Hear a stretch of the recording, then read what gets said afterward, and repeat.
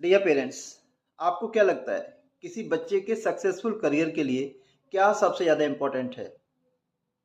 उसकी हैबिट्स या उसका हार्ड वर्क?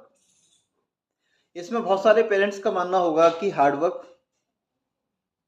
लेकिन मेरा अपना मानना है कि habits are more important than hard work.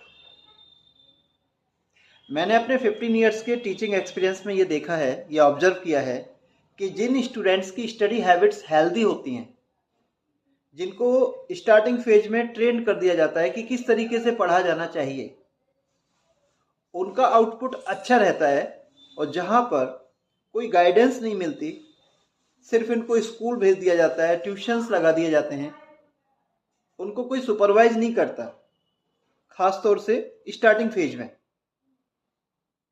तो बच्चों के अंदर कुछ ऐसी हैबिट्स जनरेट हो जाती हैं जिनकी वजह से वो हार्ड वर्क करते हैं।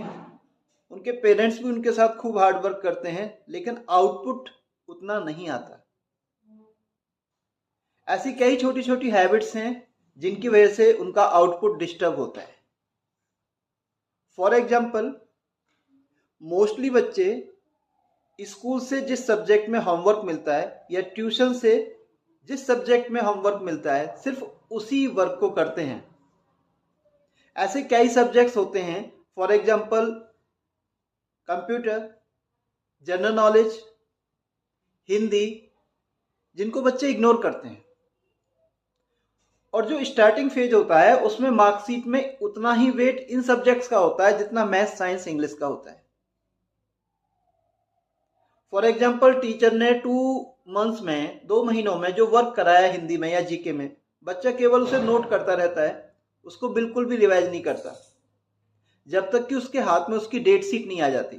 अब आप सोचिए कि जो वर्क 2 मंथ्स में कराया है, कैसे वो बच्चा उसको 1 या 2 डेज के अंदर अच्छे से कर सकता है, समझ सकता है, लर्न कर सकता है? Not possible. तो ये एक ऐसी बैड हैबिट है जो बचपन से ही बहुत सारे बच्चों में पड़ जाती है कि जो सब्जेक्ट ट्यूशन में पढ़ रहे हैं, जिसमें होमवर्क मिल रहा है, सिर्फ उसी पर फोकस करना है। साइड इफेक्ट ये होता है कि जब एग्जाम होते हैं तो जिन सब्जेक्ट्स को वो इजी मानता है उसमें भी उसका स्कोर बहुत खराब आता है, और ओवरऑल जो टोटल आता है वो जो उसकी एक्सपेक्टेशन होती है उससे काफ़ी नीचे आता है।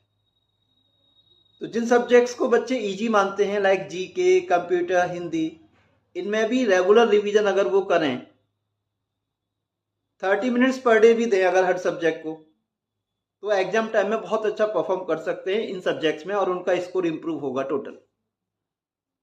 थैंक